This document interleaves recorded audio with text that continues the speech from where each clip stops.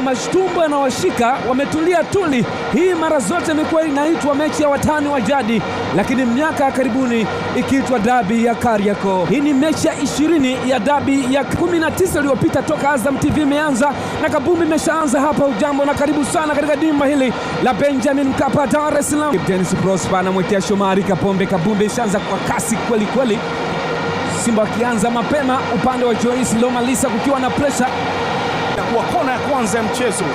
Macho na masikio kwa upande wa Simba ni kumtazama Jean Otos Baleke, na wameshaanza kona fupi. Shomari Kapombe anazungusha kona nzuri kabisa. Wow, ni Henok Inonga Bakavrane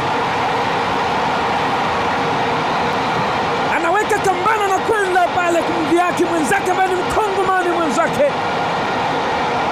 mlinzi wa kimataifa wa Kongo DRC, Henok Inonga Bakavrane katikati yao akapiga utosi ule ambao umeenda kutikisa nyavu. Djigui Diarra kuona kitu.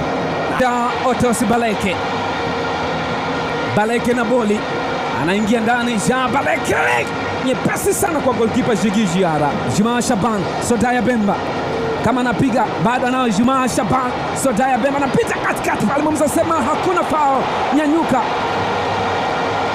akasimama imara ndani, ama ataiweka ndani, washambulie.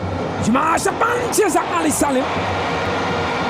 Sodaya Bemba anaweka kona nzuri katika engo ya pili, weka ndani kule nje. MVP wa NBC Premier League msimu uliopita, hiyo hapo James alihamisha kwenye engo ya pili. Unajiuliza amekosa vipi? Golikipa alipotea maboya. Dickson Job anayetafutwa ni Mwamba Lusaka, mzee wa lako kwenye pressure. Kip Dennis anaweka mguu sasa. Kip Dennis Prosper, Kip Dennis, usimkatie mtu tamaa, usimkatie mtu tamaa. Ni Rastaman anasema no one can stop reggae. Wananchi wanaimbishwa reggae hapa, muziki maarufu duniani kote. Dr. Karl Yaucho, jicho linamshangaa. Screen protector akaiona jehanamu hapa, njozi inayotisha, akaona cheche.